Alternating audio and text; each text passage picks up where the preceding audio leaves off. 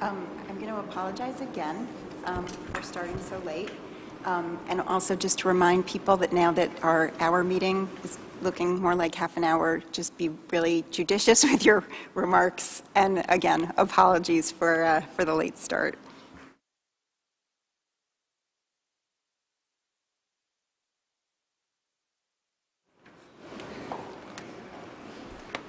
Just let everyone know, we got a 2-minute warning.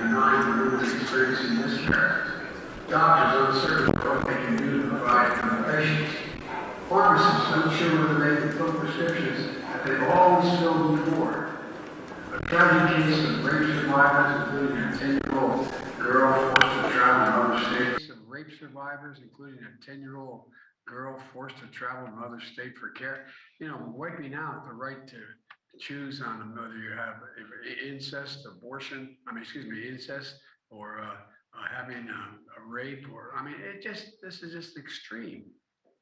Even the life of the mother is in question in some cases, in some states. Republicans in Congress and their extreme MAGA ideology are determined to go even further, talking about nationwide bans that would outlaw abortion in every state under every circumstance, going after the broader right to privacy as well. But as I said before, this fight is not over. And we saw that last night in Kansas. In the opinion of the people, the opinion of the Dobbs case, the extreme majority of the Supreme Court wrote, women, and this is a quote from that case, women are not without electoral or political power, unquote. Court practically dared women in this country to go to the ballot box and restore the right to choose that the court had just ripped away after 50 years. As I said last month, I don't think the court has any notion, for that matter, or the Republican Party for that matter, to decide how far to press their extreme agenda and how women are going to respond. They don't have a clue about the power of American women. Last night in Congress and Kansas, they found out women and men did exercise their electoral and political power. With a record turnout, voters of Kansas defeated a ballot initiative to remove the right to choose an abortion from the Kansas Constitution. It's in the Kansas Constitution. They're trying to strike it and eliminate it from the Kansas Constitution. In a decisive vote, in a decisive victory, voters made it clear that politicians should not interfere with the fundamental rights of women. And the voters of Kansas sent a powerful signal that this fall, the American people will vote to preserve and protect the right and refuse to let them be ripped away by politicians. And my administration has their back. No, today I'm signing the second executive order I'm about to sign that responds to the healthcare crisis that has unfolded since the Supreme Court overturned Roe and that women are facing all across America. Healthcare crisis is, it's hard for me to even understand how they think this. Healthcare crisis is women can't choose, can't get an abortion, even in the case of incest, even in the case of rape. But it goes beyond that. There are a lot of women who take prescriptions prescribed by their doctors and have been taking for some time for other conditions. for arthritis, for epilepsy, for Crohn's diseases. And in many cases, these prescriptions are not being filled. Say a 25-year-old woman, her doctor prescribes medication for epilepsy, has been doing it for a while. She goes to the pharmacy. The pharmacist won't fill the prescription because the same medicine could also cause a miscarriage. So she's not getting the medicine she needs for her epilepsy, whether she's pregnant or not. The pharmacy has no right to do that. Just yesterday in Idaho, the Justice Department filed a lawsuit to make sure that pregnant women facing serious threats to their health can get the medical care they need in Medicare-funded emergency rooms. Under federal law, no woman, whether pregnant or not, no matter where she lives, should be turned away or denied necessary treatment during a medical crisis. The Justice Department stepped in to make sure that this extreme state law criminalizing abortion does not put women's health and lives at risk in these situations. You know, this executive order also helps women travel out of state for medical care. Secretary Becerra is going to work with states through the Medicaid to allow them to provide reproductive health care for women who live in states where abortions are being banned in that state. The executive order makes sure healthcare providers comply with federal laws so women don't face delays or denials of medically necessary care. And this executive order advances research and data collection to evaluate the impact of this reproductive health crisis is having on maternal health and other health conditions and outcomes. This executive order builds on the first one I signed last month that created this task force in the first place. And that also will help safeguard access to healthcare, including the right to choose and contraception, promote safety and security of clinics, patients, and providers, protects patients' privacy and access to accurate information. Let me close with this.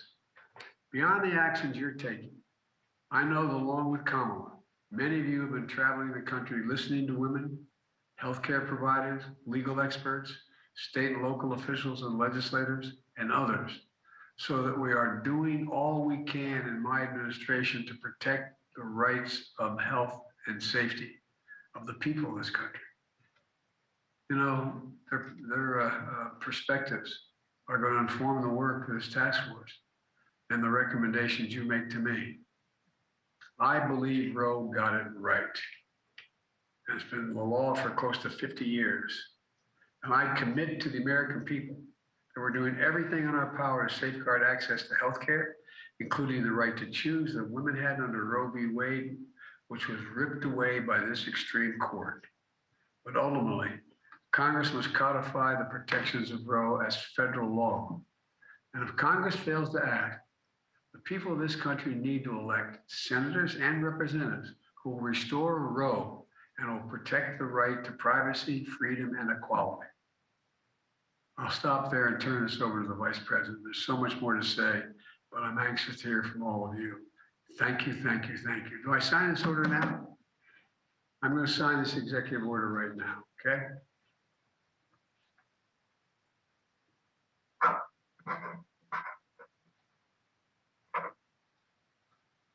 Okay, folks, we got a lot of work to do, but Madam Vice President, I'm sure you can get it done, sitting there with all those folks.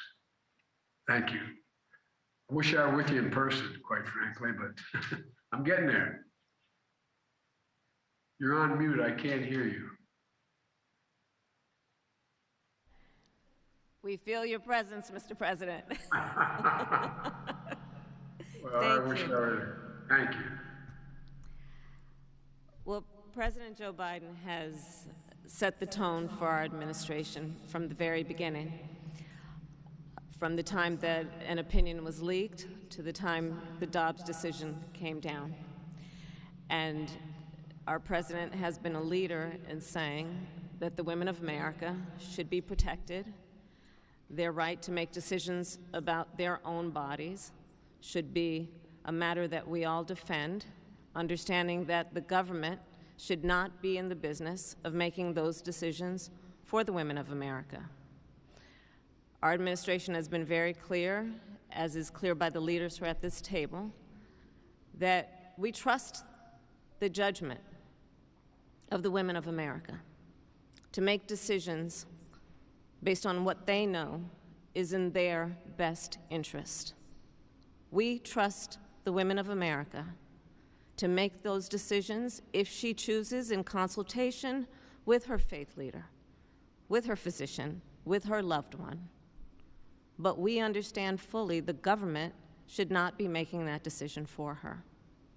And it is with that spirit that the President has convened this task force of these leaders to ensure that we have a whole-of-government approach to our work, understanding that every day in America, especially with these extremist so-called leaders in states passing these laws, some of which will criminalize healthcare providers and punish women, that we do everything in our power, in our ability, based on our role to ensure that we protect the women of America around some of the most intimate decisions that any human being can make. So it is with that spirit and purpose that we convene and we meet. We will be engaged in an in-depth discussion about the role of the various agencies and the cabinet members and their roles of leadership around this important issue. As the President said, the people of Kansas spoke yesterday, and they spoke loud and clear. They said this is not a partisan issue. The women of America should not be the subject of partisan debate or perspective. The people of Kansas spoke and said this is a matter of defense of basic principles of liberty and freedom in America.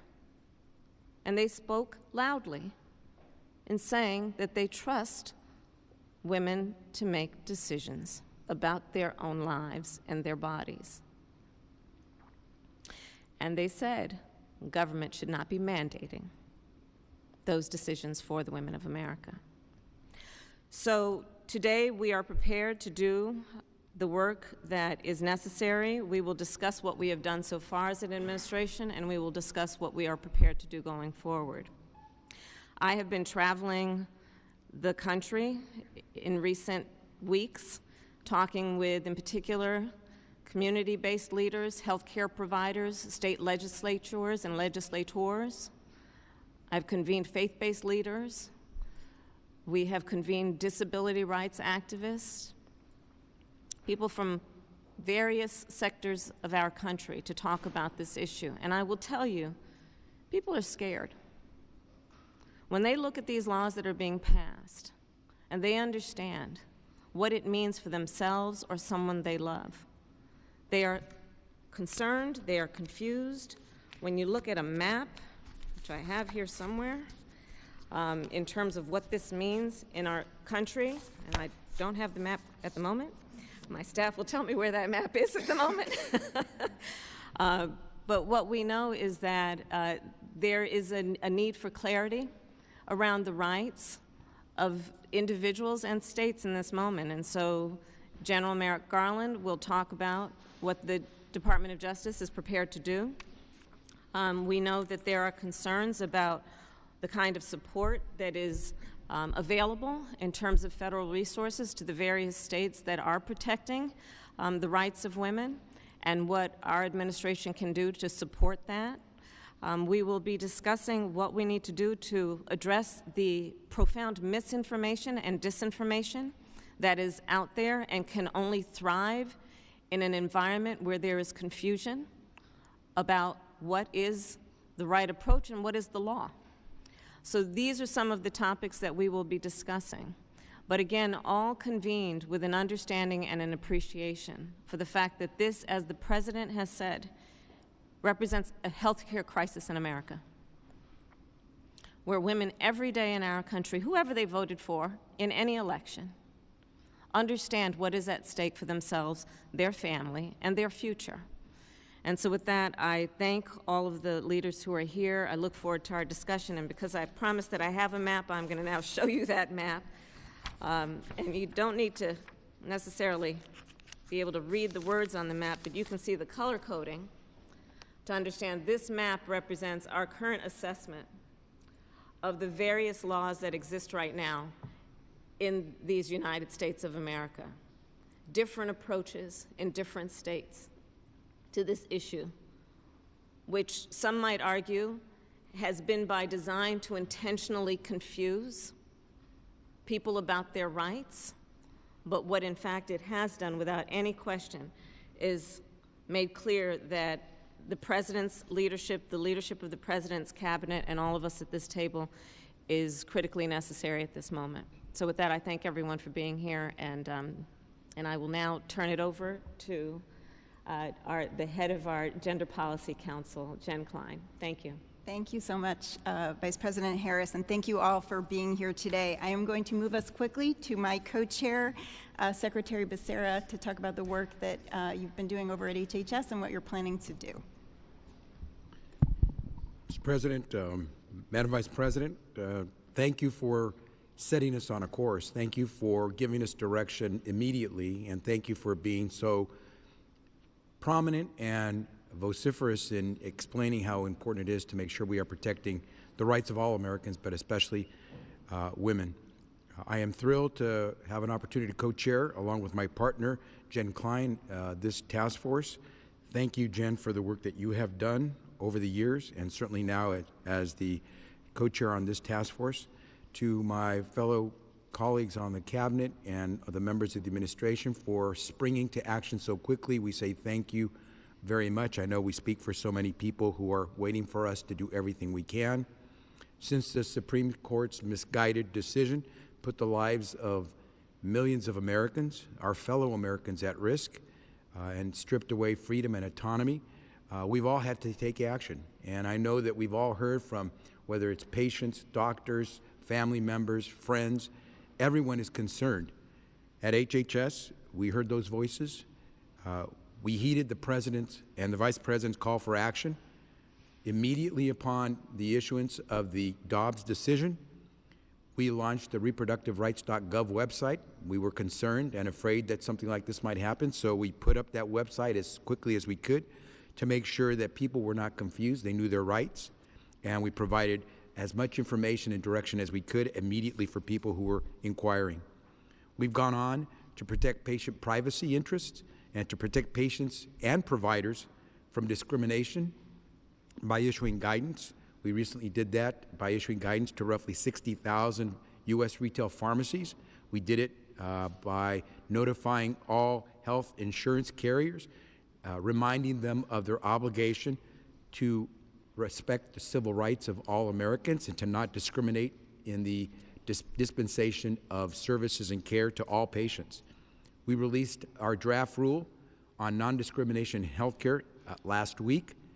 And just because your state has decided to restrict your access to healthcare does not mean your privacy can be tossed to the wind or you can be discriminated against. We have issued guidance on the Emergency Medical Treatment and Active Labor Act, EMTALA, which I know that the Attorney General will speak more to affirm that that law protects emergency department providers when offering legally mandated life or health-saving abortion services in emergency situations. EMTALA requires that providers exercise their clinical judgment about the right course of treatment to stabilize the patient, including abortion care if that's the treatment that the provider prescribes. And the law requires providers to offer stabilizing treatment to prevent a patient's condition from placing that patient in jeopardy, serious jeopardy, or at risk of serious impairment or dysfunction of bodily functions or any bodily organ. Providers may not delay care until a woman is in a life-threatening condition. We all know that. And we know that delayed care can threaten lives, impair essential bodily functions, and even compromise a woman's ability in the future to carry a healthy pregnancy to term. I want to thank Attorney General Garland for this week taking action to enforce EMTALA in our courts to protect women's access to care by taking on anyone who would try to violate this law. We still have much to do, and we're going to continue forward, including, for example, in making sure medication abortion is available to women throughout this country. And we won't stop. We were given direction early on by the President and the Vice President. We will continue to move forward. Turn it back to you, Jen. Thank you, Secretary Becerra. And now I'd like to turn to the Attorney General. Thank you, President Biden. Thank you, Vice President Harris, for bringing us together today. Thank you, Jen, and thank you, Secretary Becerra, for highlighting the urgency of this crisis and for your partnership. In the 5 weeks since the Supreme Court overturned Roe and Casey, legislatures across the country have taken steps to impose bans and other restrictions on access to abortion with devastating consequences for women's health, their safety, and their civil rights. And we know that the harms caused by these laws have been and will continue to be especially severe for people of color and for those of limited means. Since the day that Dobbs was decided, the Justice Department has made clear that we will be relentless in our efforts to protect and advance reproductive freedom. As we have said repeatedly, women who reside in states that have banned access to abortion must remain free to seek that care in states where it is legal. Under fundamental First Amendment principles, people must also remain free to inform and counsel each other about the reproductive care that is available in other states. States may not ban the abortion medication mifepristone on disagreement with the FDA's expert judgment about its efficacy and safety. And federal agencies may continue to provide reproductive health services to the extent authorized by federal law. Last week, I also said that the Department is vigilantly monitoring state laws and enforcement actions to ensure that states do not infringe on federal protections of reproductive rights. And I said that when they do, we will consider every tool at our disposal, including filing affirmative cases, statements of interest, and intervening in private litigation. Yesterday, the Justice Department filed a lawsuit against the state of Idaho to hold invalid that state's criminal prohibition on providing abortions, as applied to women who are suffering medical emergencies. As we explained in our complaint, Idaho's near-total ban on abortion directly conflicts with the Emergency Medical Treatment and Labor Act, or EMTALA. That federal law requires hospitals receiving Medicare funds to provide necessary stabilizing treatment to people suffering from an emergency medical condition. As I said when we announced this suit, it does not matter what state a hospital subject to EMTALA is located in. If a patient comes into an emergency room with a medical emergency jeopardizing the patient's life or health, the hospital must provide the treatment necessary to stabilize that condition. And this includes abortion when that is the necessary treatment. Any state law that prevents a hospital from fulfilling its obligations under EMTALA violates federal law. The Justice Department will also be filing a motion to dismiss the Texas lawsuit challenging HHS's guidance under EMTALA. The law could not be clearer, and we are going to vigorously litigate this suit to ensure women get the emergency care to which they are entitled under federal law. Led by Associate Attorney General Vanita Gupta, the Department's Reproductive Rights Task Force will continue to build on these efforts to protect reproductive freedom. Its work includes monitoring state laws that infringe on federal constitutional protections, evaluating appropriate actions in response to those laws, including filing lawsuits and statements of interest, and coordinating technical assistance to both Congress and the states on federal constitutional and statutory considerations. 5 weeks ago, I promised that the Justice Department would work tirelessly to protect reproductive freedom and that we would not waver from our founding responsibility to protect the civil rights of all Americans. That is what we have done, and that is what we will continue to do. Thank you. Thank you so much, Attorney General Garland. Now, There's supposed to be, through the miracles of technology, we're supposed to be joined by Secretary McDonough. So Secretary McDonough, if you are with us, look at that. Over to you, sir. Thank you, Jen Klein, very much. And Madam Vice President, I think, Mr. President, if you're still there, thank you so much for the opportunity to be with you. I want to congratulate you both on the passage of the PACT Act in the Senate last night. This would not have happened without your having called for it in the State of the Union. And the fact is that it's a very important day for veterans, their survivors, their family members. As you know, among the conditions covered by the, presumptively covered by the PACT Act are cancers that our troops, men and women, including women veterans, the fastest growing cohort of our veterans, 300,000 of them of childbearing age, among the conditions covered for them in this new law will be cancers. And last month, our excellent lead researcher and our excellent lead oncologist briefed our press corps on the progress we're making on treating cancer because of your cancer moonshot, Mr. President. A reasonable question is, and frankly, a question our press corps asked, is whether a pregnant veteran whose cancer is connected to her service in Iraq or Afghanistan can have access to that cutting edge, life-saving treatment that we provide at VA, or will rather, because of Dobbs and associated state law requirements, will she have to wait 9 months to get access to life-saving treatment and life-saving care?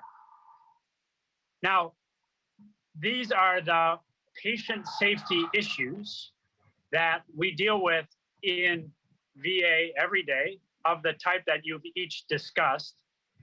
And it's very helpful for us at VA to have the opportunity to get together with this team in the cabinet and your experts to help us resolve those questions. So Madam Vice President, Mr. President, thank you very much for getting us together today to resolve these questions and to ensure that we can provide that life-saving care, that life-saving treatment to our veterans, including our fastest growing cohort of veterans, women veterans. Thank you very much.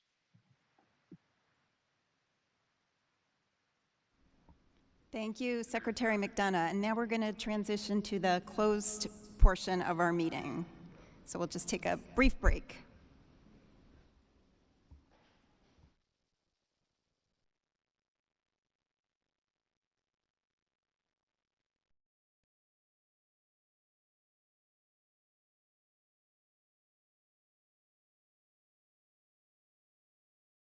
Circuit for the Reuters Live service.